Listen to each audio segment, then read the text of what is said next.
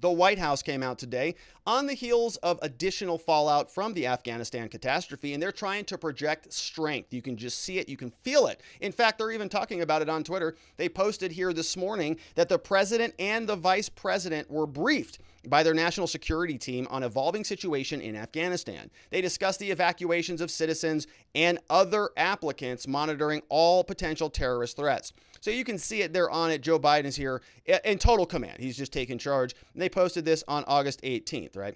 And so that's very nice. They're in total control. A little different than one of the other pictures we saw. Everybody is still masked up. You see Lloyd Austin over here. He ditched, it looks like, his second mask, and he also ditched his face shield, which is good. Looks a little bit more powerful than he looked yesterday when they were asking him questions about, hey, Secretary, are you essentially negotiating with the Taliban? Is that what you're telling us that the U.S. military strategy is? And he goes like this, I don't know. And then General Miley takes the question and says, yeah, pretty much. That's what we're doing. We've got injection forces at different locations, but we're kind of bottled in by the Taliban. So not so good, but the White House, the point of this is to show you they're projecting strength. Joe Biden previously was alone over at Camp David with an empty table, not a single person in the room. We're going to talk about that in the last segment today. But now he's got some people around, and you can see it looks like Kamala might be sort of rubbing her temple in pain listening to him. But he's there, screaming at somebody about something. So that's their first projection. They're in control. They're in charge of stuff. That was on August 18th. We fast forward another day, and the White House posts on August 19th an update on the status of the Hamid Karzai International Airport. Very good numbers, looking pretty optimistic over here. In the last 24 hours, 2,000 people have been evacuated, they say. Since August 14th, 5 days ago, 7,000 people evacuated. And since the end of July, 2,000. They say there are 5,200 troops, which is, I think, more than double the troops that were there previously. They're on the ground, and they're going to tell us in a bold-faced lie that the airport is secure and open. Okay, we're going to take a look at whatever that means. Now, technically, you might say, yeah, I guess it's kind of secure, and it's kind of open. So this is a matter of degree. But a secure and open airport means to me that you can just kind of drive into the airport and that you can get on an airplane and figure it out to get out of a hellhole war zone. We'll see if that's the case. We go over to France because they're doing good reporting on this. They say that desperate Afghans are trapped in Kabul. The airport is a no man's land. They say thousands of Afghans were packed today, between Taliban checkpoints and a U.S.-imposed ring of steel around Kabul's main airport, desperate to get aboard any flight. So it's still going on. Right? On control, totally in control, all contingencies planned, still desperate to get aboard. Even more, we're mobbing foreign embassy compounds in the capital. Rumors spread that visas were up for grabs. Unconfirmed reports on social media say several people killed as U.S. forces and the Taliban struggle to contain desperate throngs on their respective sides of an unofficial no man's land. Right? Here's what the White House said. 5,200 troops on the ground. Airport is secure and open. Here's what France says. Unofficial no man's land. Washington said Wednesday the Taliban were reneging on pledges to allow Afghans who work with the U.S. and its allies out of the country. We've seen reports the Taliban are blocking Afghans who wish to leave the country from reaching the airport.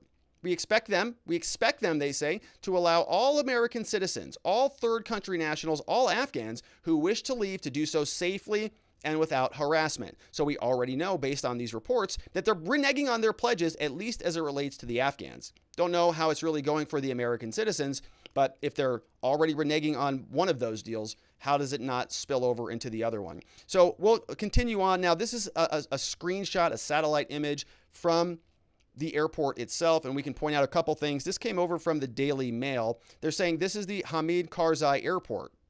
Satellite images now are revealing the extent of the crisis. And so if you can't see this directly on the screen, you're going to see this is an entrance to the airport, and it's just totally consumed right here with cars, right? Everybody's trying to pile in here, and it doesn't look orderly.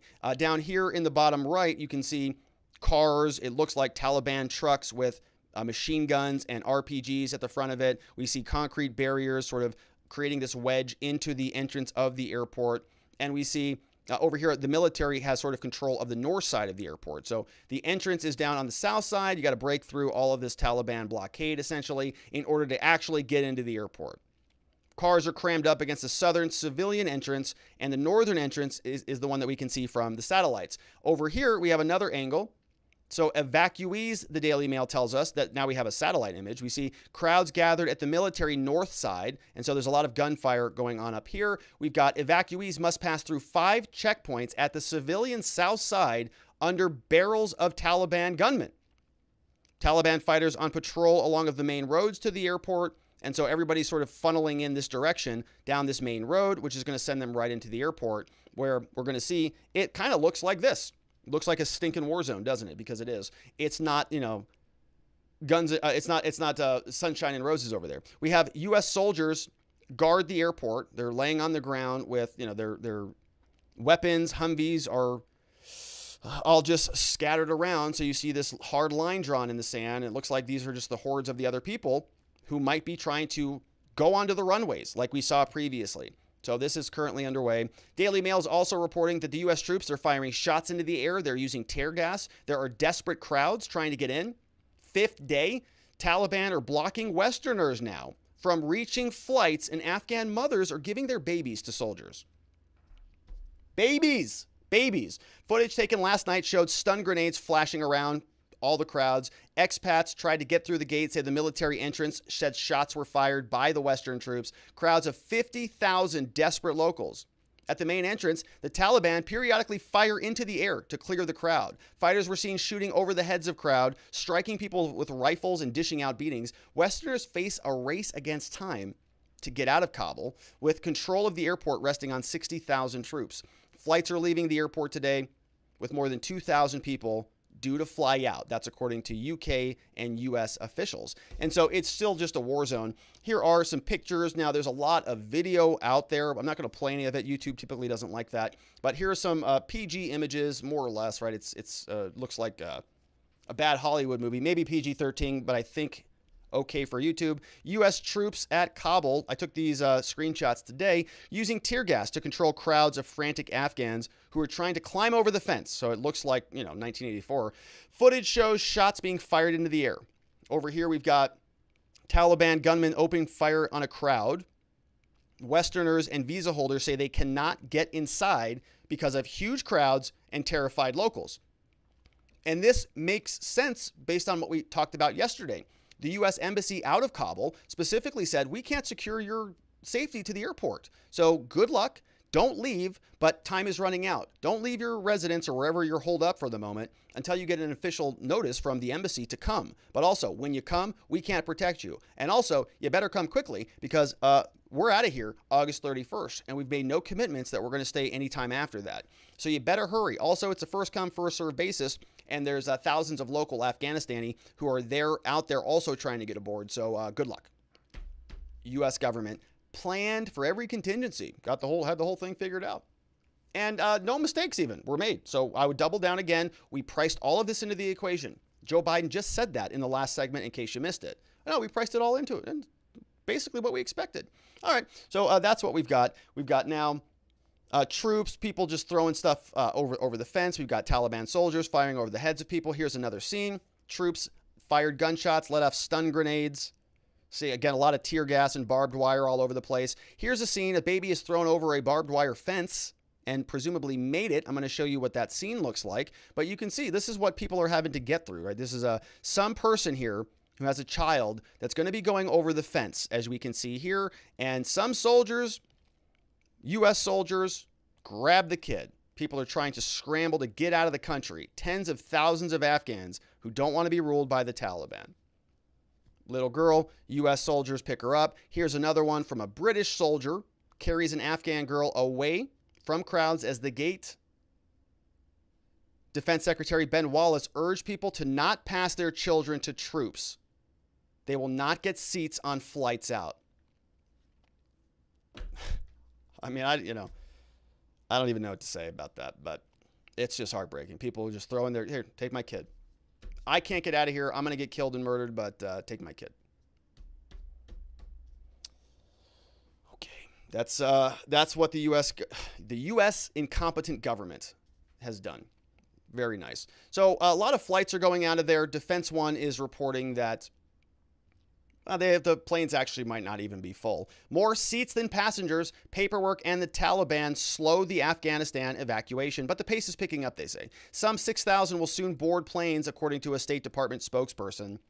Evacuations are starting to normalize, but with the stark reality that U.S. movements, including any troop extension past August 31st, now must be negotiated with the Taliban, the Pentagon said. So now we're going to have to negotiate. If we can't get all of the Americans out of there, U.S. then has to negotiate with the Taliban, who now has whatever hostages remain. So the Taliban has no real strong incentive to get people to the airport and out of there. If it's just a slow motion, slow bleed, death by 1,000 cuts, oh well, August 31st came. America, you're in violation of your agreement that the Biden administration negotiated with us.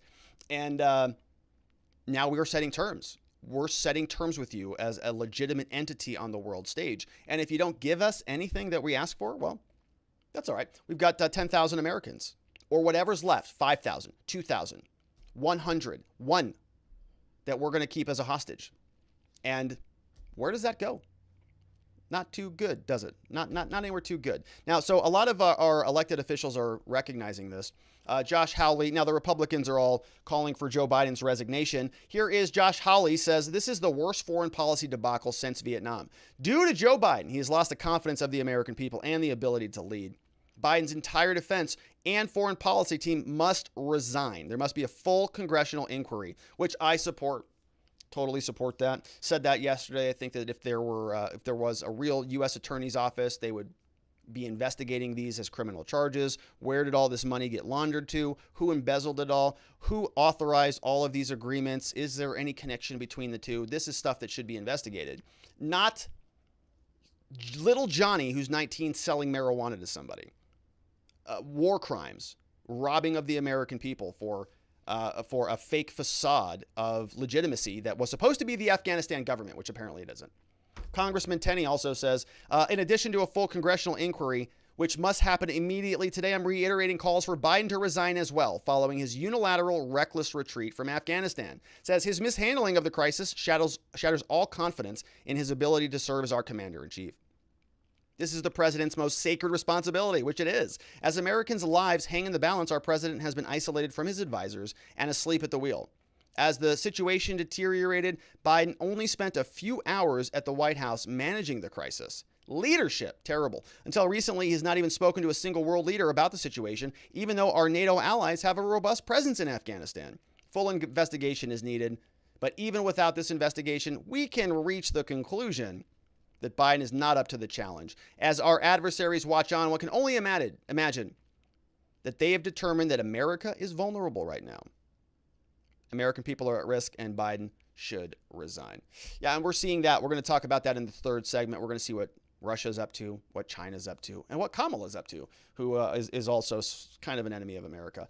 We have Rep. Chris Stewart here, says, as someone who served in the armed forces for 14 years, watching our military leaders express more concern about the, quote, existential threats of white rage and climate change than the combat mission they were responsible for feels nothing but tragic. And it's pathetic. It pains me to see a mistake of this magnitude, but I could not in good conscience witness this level of failure without demanding accountability. Both Secretary of Defense Austin and the chairman of the Joint Chiefs of Staff, General Miley, should acknowledge their failure and resign. Yeah, absolutely. Right. And probably immediately would be if they had any, integrity. Now they might say, well, we got to manage the crisis. No, you're not managing anything. You've told us you're done by August 31st. You've given the Taliban total control over the negotiations. They have 10,000 hostages, if not more than that. And so might be a good time to change course on this a little bit. Lance Gooden over here says 5 to 10,000 Americans. This is a representative. 5 to 10,000 Americans still stranded. Biden administration left them behind. Also is calling for resignations. And we have over here Marjorie Taylor Greene. She's going to be impeaching Biden again, which is just perfect. So she said that she's calling for the impeachment, said that Biden is losing the war in Afghanistan. She hopped on over to Bannon's War Room Pandemic. Bannon, though, is saying maybe Biden shouldn't be resigning at all. He said asking him to resign is a pretty big ask over something like this. So Let's take a look and see what you have to say about all of that over at watchingthewatchers.locals.com. Should Biden resign? What do you have to say about that? Let's take a look and see what we've got over on YouTube as well. We're going to pull these up and pick up where we left off from the last segment. Sapper Jackson is here. Says, can we talk about Stephen Colbert's liking Trump supporters to Taliban? Can we pay for any Republican to meet him in a boxing match? Those are so popular. Those are popular. And those can be very peaceful. Those can be very diplomatic, right? You just kind of, it's just a friendly boxing match. That's all. Sergeant Bob is here. Says, could the briefing really be a Saturday Night Live skit or one from Second City in Chicago? These events could not be for real. They're actually real. Yeah, they're really real. I think these people think that they're in a movie or something like that. Like they're, going to go out there and give that really powerful speech about diversity and inclusion and women's rights. And the Taliban are going to sit there and go, you're right. You know that thing we've been fighting for our whole lives that is sort of ingrained in our DNA, that's our core, that's our belief to the core, that we're willing to die for? We were wrong about that. We're going to use new pronouns now. And they're very happy about it. Honey, hey, sweetie, how was your day? What'd you do today? Well, I'm fighting for diversity with the Taliban. That's amazing. You're doing great work out there. Keep it up. Okay. We've got another one here. Joe Biden says, come on, man. That was 4 to 5 days ago. I know everything. That's going to be my new excuse for everything. Hey, why didn't you get that to me? Or, why are you late for this appointment? Well, it was 4 to 5 days ago. LT13 says, let's not forget Congress waived the job requirements for Austin. Maybe they should have reconsidered. That's right. They did, didn't they? Yeah, because he's got a military background. And typically you want somebody who's a civilian in there who would have done a clearly better job than whatever he was doing. The Taliban is here. They're saying the airport is secure and open. What a joke. The airfield might just receive an artillery strike and the airspace might be contested with Stinger missiles, captured anti-air equipment. Thanks, Joe, for the opportunity to humiliate you. That's the Taliban. They're mean, man. They're not very polite. Peely Wally says, I talk from the UK. What Europe has faced the past many years has been ridiculous. The influx of migrants and refugees from Afghanistan, Iraq, and Africa into Europe was horrendous. There have been so many terrorist attacks on the street of France, Germany, and the UK, from suicide bombers like in the UK to the Ariana Grande concert, to people that drive trucks into crowds of people at a market like in France, to beheadings of people in supermarkets, and so on, all to the hands of refugees. I don't believe it's worth the risk to allow people that don't share your values and way of life into your country. All you need to do is one bad egg slipping in, and it can cause so much heartache. These are scary times again for the West. Thank you for that, Peely Wally. Yeah, and look, they're doing that. We're going to talk about that in the next segment, where they're actually relocating many refugees directly into Texas, which is going to be the new Afghanistan. The Anticus Prime says, checkpoints for the Taliban in Afghanistan, checkpoints for vax cards in other countries. That's right. Checkpoints everywhere. Everywhere in the world, you get checked for something, except elections and the southern border. Everything else, yeah, you got to checkpoints with the Taliban, checkpoints for COVID, all sorts of stuff. We have Want to Know says, watch India Republic World TV on YouTube for R-rated videos. Shows everything. No young kids watch. Yeah, there are really bad videos. The stuff we've been showing here is just, PG-13 at worst, but it's not good. Speech Unleashed says, just an FYI, there are videos showing not all of the babies cleared the barbed wire. Ugh. Some got caught in it. By the way, we can take in illegal immigrant children at the southern border, but can't take them in when fleeing Afghanistan. The hypocrisy is overwhelming. Yeah. Speech. That's just terrible. All right. Deadmau5 says, I'll be there for bloodbath in 2022. I hope Congress jacks Biden up for the rest of his term. The founders designed gridlock for exactly this type of incompetence. You're right. Yeah. Yeah, it's bad. We have Nadarb says, if you have time, if not, no worries. This is important. Just something to lighten the mood. But if we are talking radical Islam and whatnot, prepare yourself for this 22-second clip. Let's see what we've got over here. This is over on Odyssey. By the way, we're on Odyssey. I think we got it. Okay, we can play this. I'm sure this is going to be good. Here it is.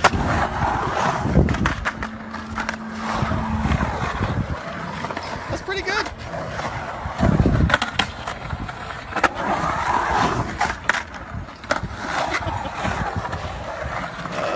That's radical Islam. Oh, that's good. Yeah, that's pretty good. I mean, the Taliban, hey, they're in bumper cars. They are lifting weights. They're not doing much squats. They're having a good time over there.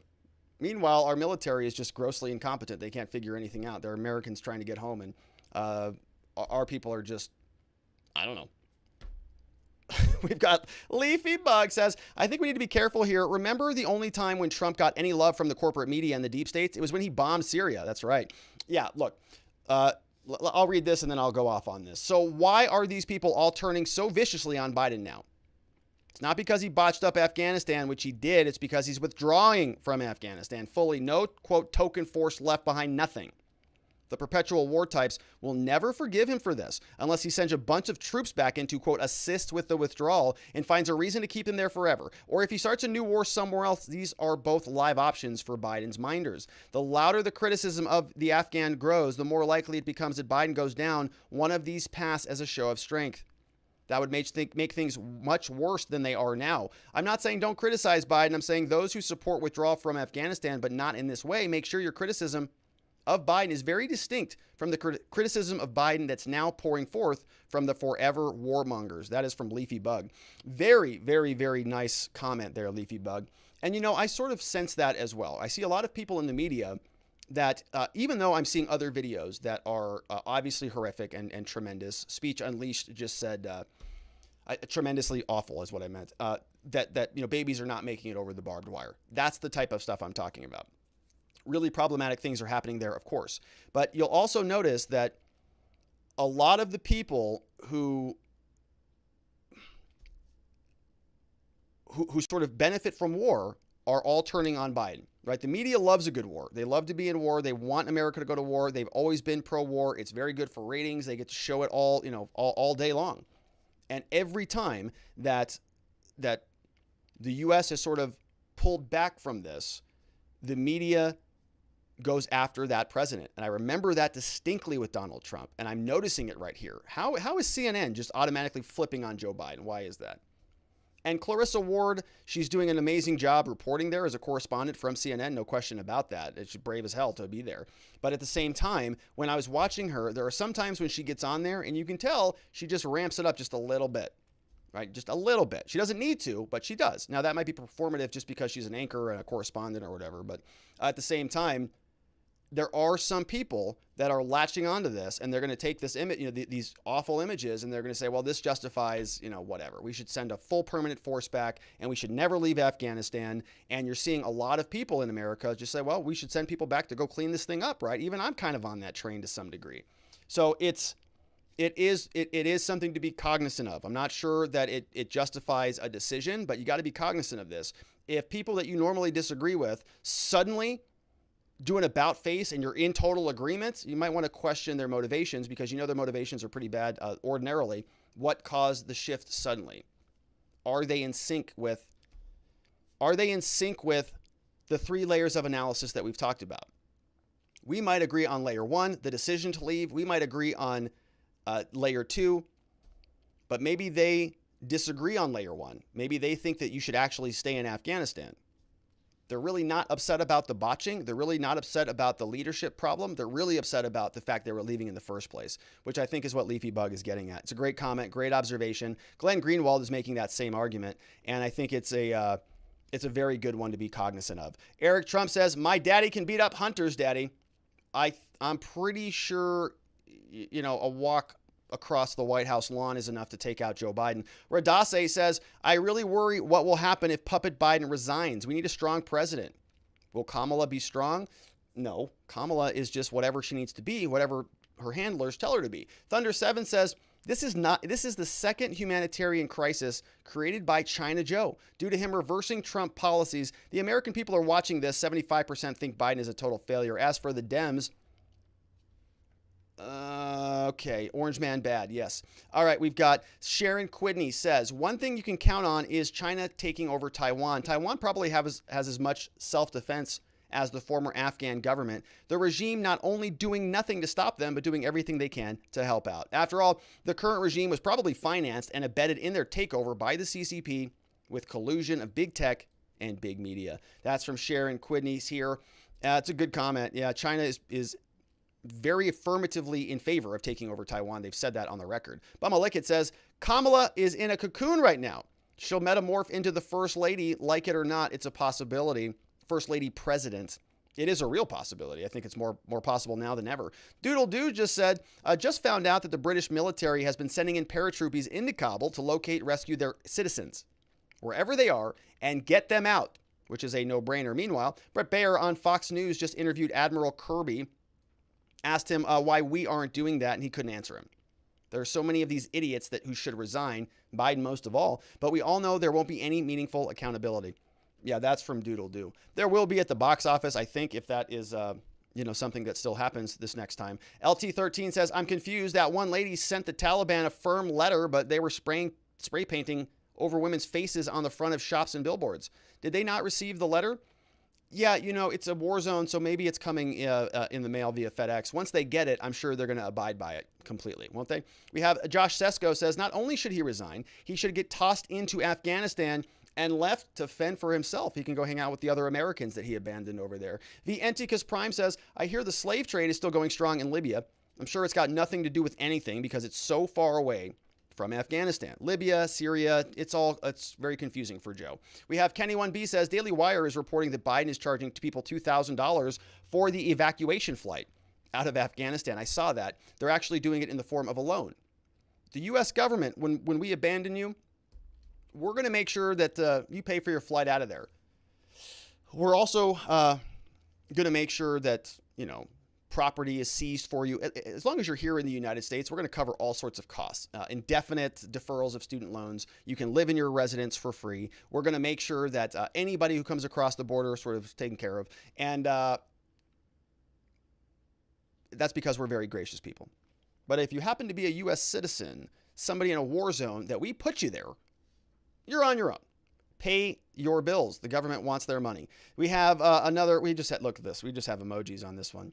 Sad faces and angry face emojis. That's all we've got on that comment. We have over here from Bumalick. It says, it's now very obvious that our president is more on the demented side. He should be retiring and enjoying the rest of his life in peace, not be doing the position he's doing right now. He made a decision after decision with catastrophic consequences. All we do is watch the dominoes fall. While we critique and whine about it, let's not forget we are Americans. What failure our President Biden does affects us too. Let's not be like the anti-Trumpers. They badmouth him so much it gets to the point it blinded them to see what's best for America. And now we get Biden as our president. I just hope he makes better decisions or else everyone's going to be very long and very agonizing years for us all. U.S. Bumalickit. That's a very mature comment, Bumalickit. It's true. It's like, yes, this is problematic. Yes, it's fun to dunk on Biden. Yes, it's delicious schadenfreude. We all know that. But these are lives, right? And this is something that I try to always come back to. There are human people over there who are throwing their babies over barbed wire. I mean, if we can't agree on that is a horrific thing and that something should be done about that because the U.S., well, I don't know what else to say about that. All right, we've got Miss Lucky says, why are they wanting to relocate people to Texas? Why don't they just move them to Delaware or D.C.? I think you answered your own question on that. They want them there, not in their home states. Leafy Bug said, good to see you, Miss Lucky. Leafy Bug is here, says, remember when people used to say Biden was Obama's impeachment insurance? Now Kamala is Biden's impeachment. That's great. It's like there's a bunch of Democrat power brokers or some kind of cynical competition to just see how terrible a president they can impose on the U.S. That's from Leafy Bug is in the house. Couple more. The Taliban says, what up, Joe? Robert, show us troll. Let's see what this one is. Oh man, these guys are hardcore. Here's the Taliban sending a message back over to Joe Biden. You can see this here. Are those dipped cones? I think those are dipped cones. Oh my gosh. They look pretty delicious. Okay, we got some other questions. That's the Taliban. They're having a great night. Kenny1B says, disagreeing with level 1 of analysis could be a consequence of level 2. One could argue that we shouldn't have left Afghanistan to avoid a quagmire and a bloodbath of a withdrawal. Yeah, so I see what you're saying. Yeah, so layer 2, level 2 of the analysis is about the method of the withdrawal. Disagreeing with level 1 could be a consequence of level 2. Yes, I see what you're saying. So if you disagree with the method, then you might say, well, there's no method that is going to be sufficient or satisfactory, so that might influence the decision on level 1, which is don't leave. I think I see your point, Kenny 1B. Thank you for the comment. We have Vianticus Prime says, I always say that when you get down to the bare nuts of things, the real difference between a rich person and a poor person is the rich person has more research sources with which to inflict their stupidity on others. When it comes to understanding what wealthy people do, just remember to follow the money, because that is what they are doing. Why did the troops leave Afghanistan? There's more money for the wealthy somewhere else. I think there's a lot of truth to that, which is why it'd be good to get to the bottom of where it all went. Sapper Jackson said 2000. Yeah, we got to recover some of those funds from the Taliban Twitter videos of the millions we left. Yeah, a lot of that over there. And the Taliban with another one. We got a super chat that came in, says from Eddie Oliver. Thanks, Eddie. Says, this is what happens when you hire based on a race quota or gender identity instead of qualifications. Diversity is a hindrance to the military. That's from Eddie Oliver, who served in the military. And so, I think that there probably is some truth to that. It's sort of like you don't really want a very diverse football team. Kind of want everybody to be big and fast and strong because you have a very specific mission. If you have a diverse football team that's very, very inclusive of everybody in the school, it's going to be a terrible team. So yeah, sometimes diversity is not all that great, even though people, that's the new, I think, de facto standard. Ridiculous.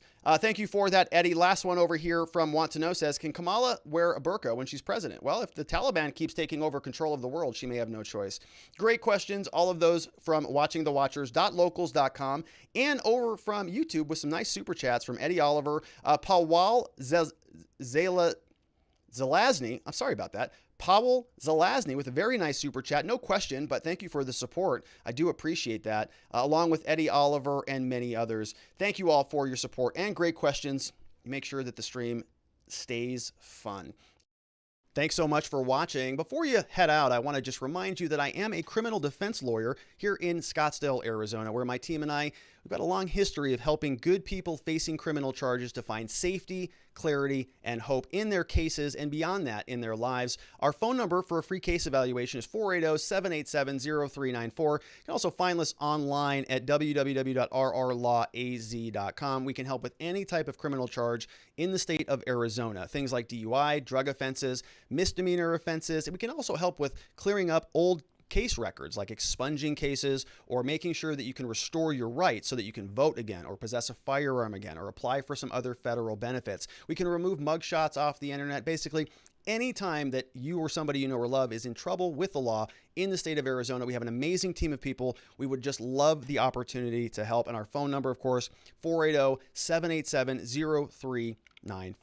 And if you don't need any legal services, that's a very good thing, but you may be interested in some informational offerings so that you are prepared if you do have to deal with the police. And of course, I want to invite you to head on over to gumroad.com/Robert Gruler. You'll notice here, I've got several different trainings that are available, including the law enforcement interaction training. This is the 1, 2, 3 rule for dealing with the police. It's one rule you need, 2 questions that the police can ask of you, and 3 responses if they ask you a problematic question. So that's available now. You can also get a load at my personal productivity system here called Existence Systems. Fun little course. And then we have here, if you're a lawyer or a legal professional, be sure to check out this program. We are meeting twice every month. Again, all of this over at gumroad.com/Robert Gruler. And if none of that sounds any good to you, well, just go ahead and give us a follow, because I'm working on some other products and some other offerings. And of course, if you have not already done so, want to invite you one more time to head on over to watchingthewatchers.locals.com. It's where you can support the show, and it's where we can connect. We've got monthly Zoom meetings and a lot of other goodies coming up. So I look forward to seeing you there. Thank you so much for watching and for all of your love and support. I will see you on the next one.